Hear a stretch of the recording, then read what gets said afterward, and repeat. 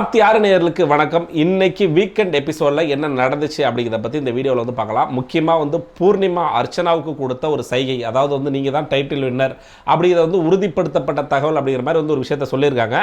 So அதை பற்றி இந்த வீடியோவில் பார்க்கலாம். அதுக்கு முன்னாடி நம்ம சேனலை புதுசாக பார்க்குறவங்க வந்து சப்ஸ்கிரைப் பண்ணிட்டு பாருங்க. என்ன நடந்துச்சு அப்படின்னு சொல்லி கேட்டிங்கன்னா, first and second and third promo இதை வந்து நம்ம பார்க்க போகிறோம். ஃபர்ஸ்ட் ப்ரோமோல கமலஹாசன் வராரு. அதாவது வந்து பணப்பட்டி சென்று விட்டது, யாராச்சும் ஒருத்தவங்க தான் டைட்டில் வின்னர் அப்படிங்கிறது தெரிஞ்சோ யாருமே வந்து பணப்பட்டி மேலே பெருசாக இன்ட்ரெஸ்ட் காமிக்கல அப்படிங்கிற மாதிரி சொன்னார்.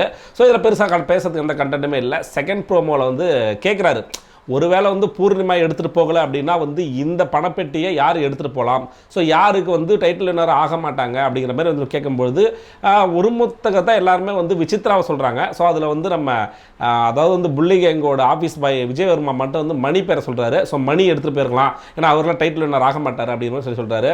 முதல்ல நீ எல்லாம் உன்னையெல்லாம் வந்து எதுக்கு உள்ளே வச்சுருக்காங்கன்னே தெரியல, ஏன்னா இந்த வாரமே எலிமெண்ட் ஆக போகிறது நீ தான்.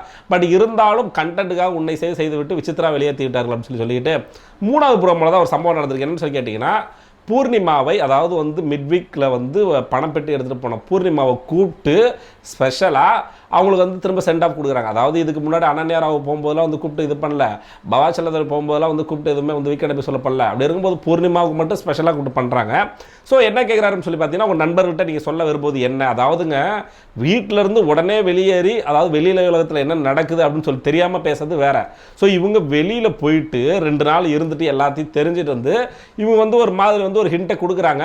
ஸோ அதில் என்ன சொல்கிறாங்க அப்படின்னு சொல்லி பார்த்தீங்கன்னா, மாயா கிட்ட அதாவது நீ டைட்டிலோட தான் வீட்டுக்கு வரணும், சும்மா வந்தனா உனக்கு கல்லாலே அடிப்பேன் அப்படிங்கிற மாதிரி வந்து மாயாவை மிரட்டுறாங்க. அதாவது வெளியில் வந்து 2 நாள் இருந்தோம், மாயாவை டைட்டில் வின்னராக தான் வரணும், கப்போட தான் வரணும்னு சொல்லி சொல்கிறதெல்லாம் வந்து பெரிய மனதைரியம் வந்து வேணுங்க நம்ம பூர்ணிமாவுக்கு. அந்த அளவுக்கு வந்து ஒரு பெரிய கான்ஃபிடென்ட் மாயா மேலே. ஸோ மாயா ஜெயிச்சுட்டு வருவாங்க அப்படின்னு சொல்லிட்டு ஸோ அடுத்ததாக வந்து விசித்ரா மேடம்கிட்ட சொல்கிறாங்க. என்ன சொல்கிறாங்கன்னா, வந்து நீங்கள் ஜெயிச்சா வந்து ஒரு இன்ஸ்பிரேஷனலாக இருக்கும்.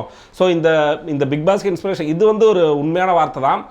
என்னதான் வந்து விசித்ரா வந்து ஒரு கேவலமான புள்ளி கேங்கோட சேராமல் ஒரு ஒழுங்கான ஒரு கேம் ஆடி இருந்தால் கண்டிப்பாக நம்மளோட சப்போர்ட்டும் விசித்ராவுக்கு தான் இருந்திருக்கும். பட் ஆனால் அவங்க தடம் மாறி போய் வேற மாதிரி ஒரு தப்பான ஒரு கேங்கில் சேர்ந்து தப்பான விஷயங்களை பண்ணிட்டு இருந்ததுனால அவங்களுக்கு நம்ம ஆதரவு தெரிவிக்கல அப்படின்னு சொல்லிட்டு அடுத்ததான் மூணாவதாக மணிக்கிட்ட என்ன சொல்கிறாங்கன்னா, நீ எடுக்க வேண்டியதை நான் எடுத்துட்டேனாடா அப்படிங்கிற மாதிரி சொல்கிறாங்க. அது எதனால் சொல்கிறாங்கன்னா, விஷ்ணு ஆல்ரெடி சொல்லியிருப்பாரு, பூர்ணிமா அந்த எடுத்துகிட்டு போகும்போது நீ வந்து எடுத்துக்கோடா, ஸோ பூர்ணிமா எடுக்க போகுது அப்படின்னு சொல்லியிருப்பாரு. ஸோ அதனால் வந்து இவங்க சொல்கிறாங்க. மற்றபடி மணிக்கும் டைட்டில் வின்னர் ஆகிறதுக்கான எல்லா தகுதியும் இருக்குது. ஒரே ஒரு விஷயத்தை தவிர என்னன்னா வந்து அந்த பிரதீப் ரெட் கார்டு கொடுத்தாரு பார்த்தீங்களா, அந்த ஒரே ஒரு மைனஸ் தான் நம்ம மணி மேலே தவிர்த்து மற்றபடி எல்லாம் ரொம்ப ரொம்ப நல்ல பிளேயர் அப்படின்னு சொல்லலாம். ஸோ அடுத்ததாக தான் இவங்களோட வந்து கனவு கண்ணன் அப்படின்னு சொல்லலாம். விஷ்ணுவுக்கு வந்து ஒரு சைகையிலே அதை பேசவே இல்லை, ப்ரோமோவில் வந்து பேசவே இல்லை, சைகையிலே வந்து சூப்பர் வெரி குட் அப்படிங்கிற மாதிரி சொல்கிறாங்க. எதை சொல்கிறாங்கன்னு தெரியல, ஒருவேளை சர்க்காசமாக அவர் வந்து ஏதாச்சும் வந்து சொல்கிறாங்களா, நீ வந்து சரியாக விளாட்ல அப்படிங்கிற மாதிரி சொல்கிறாங்களா, இல்லை நீ டைட்டில் வின்னர் ஆவ அப்படின்னு சொல்லிட்டு உண்மையாலுமே அன்பில் பேசுகிறாங்களா அப்படிங்கிறதும் நமக்கு தெரியல. ஸோ ஒரு சைகையிலே வந்து ஒரு இதை கொடுக்குறாங்க. ஸோ அடுத்ததாக தான் முக்கியமான ஒரு விஷயம் என்னென்னா வந்து நம்ம அர்ச்சனா வந்து பேசும்பொழுது டைட்டில் வின்னர் அர்ச்சனா அப்படிங்கிற மாதிரி ஒரு விஷயத்தை வந்து போட்டு உடைக்கிறாங்க. ஸோ நம்ம வந்து அடுத்ததான் வந்து தினேஷை பற்றி என்ன சொன்னாங்க அப்படிங்கிறது வந்து நம்ம காமிக்கல, மெயின் எபிசோடில் தான் காமிப்பாங்க.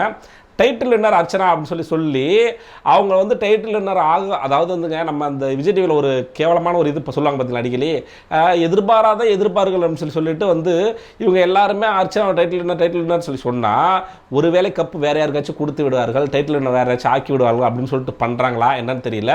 ஆரம்பத்தில் இருந்து நீ தான் வின்னர், நீ தான் தலைவி அப்படிங்கிற மாதிரி வந்து மாயா பூர்ணிமா தான் அதிகமாக வந்து பண்ணியிருப்பாங்க.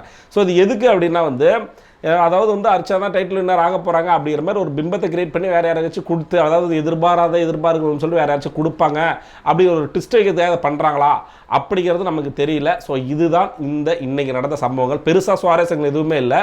ஸோ நடந்த விஷயங்கள் பார்த்தீங்கன்னா வந்து யார் இது எடுத்துகிட்டு போனால் நல்லா இருந்திருக்கும். ஸோ இது ப்ளஸ் வந்து பூர்ணிமா வந்து கண்டென்ட் கொடுத்ததோ. ஸோ இதுதான் நடந்த சம்பவங்கள். ஸோ அடுத்த வீடியோவில் நான் உங்களை சந்திக்கிறேன். அதுவரை உங்களிடமிருந்து விடைபெறுவது நான் ஆனந்த்.